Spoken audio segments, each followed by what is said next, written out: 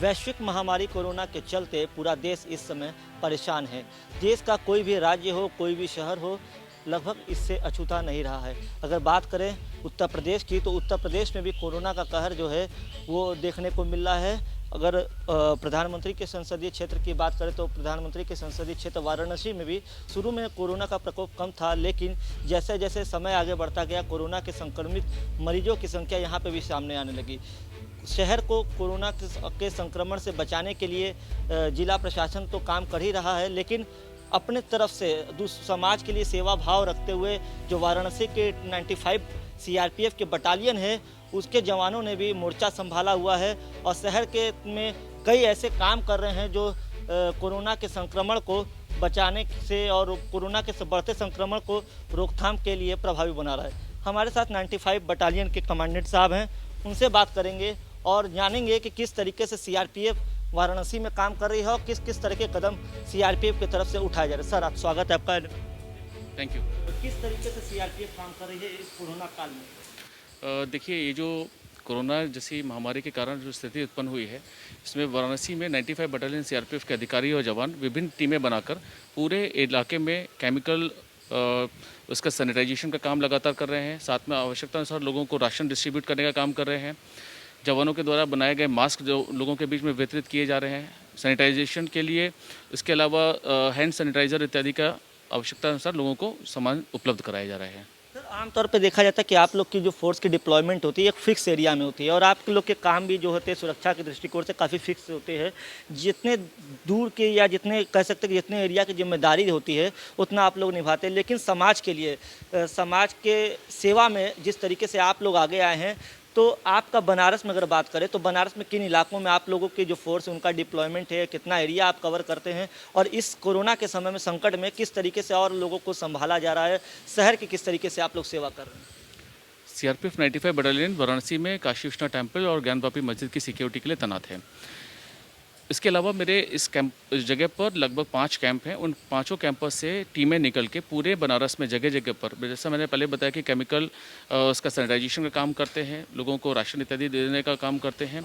तो ये सब काम स्वेच्छा से सीआरपीएफ 95 बटालियन के जवानों और अधिकारियों के द्वारा किया जा रहा है। इसमें कोई बाध्यता नहीं है कि ये काम करना ही है। हम लोग अपनी मर्जी से कर रहे हैं और लोगों को मदद पहुंचाने के लिए बनारस के प्रति और इस देश की जनता के लोगों के प्रति अपनी जो हमारी ड्यूटीज़ बनती हैं उसको निभाने का पूरी कोशिश कर रहे हैं। सर, लोगों से किस तरीके से कनेक्ट रहे? लोग भी सीआरपीएफ से अब उम्मीद रखे हुए हैं।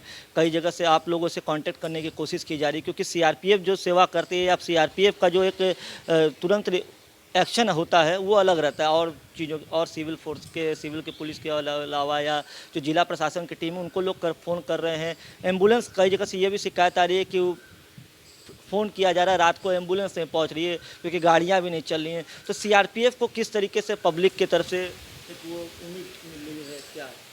सीआरपीएफ 95 बटालियन की तरफ से हम लोगों ने एक हेल्पलाइन नंबर जारी किया हुआ है, जो कि मेरे कंट्रोल रूम का नंबर है। इसके अलावा एक मोबाइल नंबर भी जारी किया है। उस मोबाइल नंबर पर और कंट्रोल रूम के नंबर पर लोग अपना संपर्क करके अपनी समस्याओं के बारे में हमें बता सकते हैं।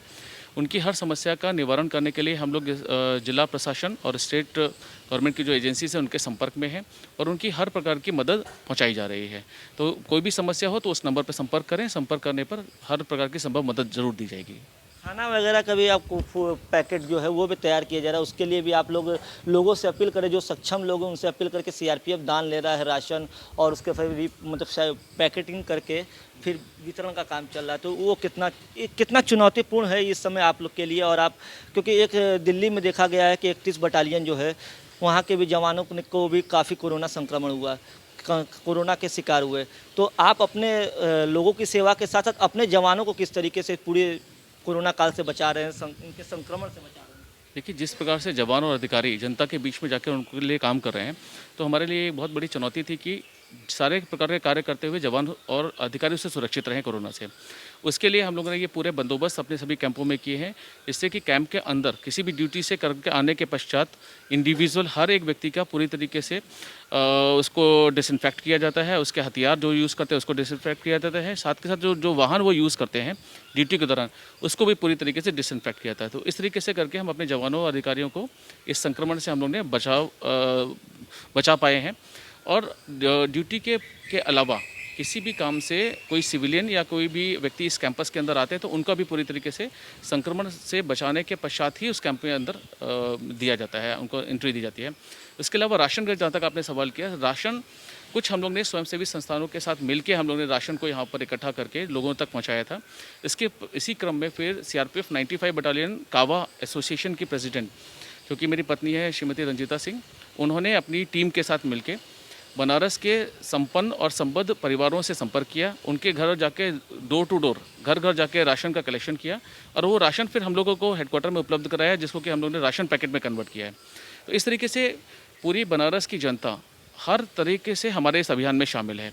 उन लोगों की मदद से ही हम लोग राशन बड़ी संख्या में पैकेट्स बनाकर नीडी और जो ज़रूरतमंद लोग हैं उनको हम लोग उपलब्ध करा पा रहे हैं। ये अभी तक लगातार ये प्रक्रिया जारी है और बनारस के सभी लोग, ज़्यादातर लोग इस अभियान में हमारे साथ जुड़े हुए हैं, जिससे कि हमें कभी भी किसी प्रकार से राशन की आवश्यकता के अनुसार कम नहीं पड़ता और जितना राशन हम डिस्ट्रीब्यूट करते हैं उतना ही राशन हमें पुनः प्राप्त हो जाता है, जो हम लोग आवश्यकता अनुसार नीडी लोगों तक पहुँचा देते हैं।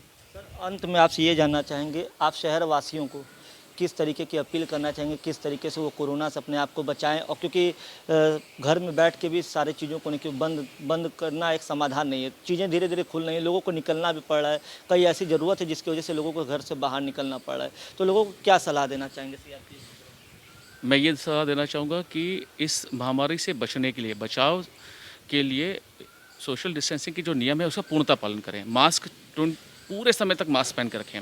ज़रूरी नहीं है कि आपके अंदर संक्रमण हो, लेकिन किसी और व्यक्ति के अंदर संक्रमण है वो आपके नाक, मुंह या आंखों से आपके अंदर आ सकता है। इसी प्रकार से अगर किसी व्यक्ति के अंदर संक्रमण है तो वो दूसरे तक ना पहुंचे, कोई सिम्टम ना भी आए तभी भी ना पहुंचे, उसके लिए ज़रूरी है कि हमेशा मास्क पहन कर रखें, सोशल डिस्टेंसिंग के नियमों का पालन करें और लगातार अपने हाथों को समय समय पर धोते रहें, ताकि अगर कुछ किसी काम से भी आपके हाथ आपके नाक, आँख या मुँह तक जाते हैं तो संक्रमण आपके शरीर में ना पहुँच सके। तो ये 3 बहुत इंपॉर्टेंट चीज़ें हैं। हाथों को लगातार धोते रहें, मास्क पहन के रखें और सोशल डिस्टेंसिंग का पालन करें।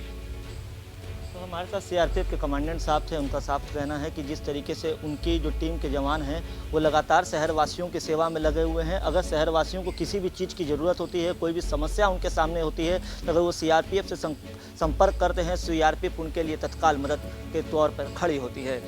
वाराणसी से शिवम गुप्ता के साथ सौरभ श्रीवास्तव।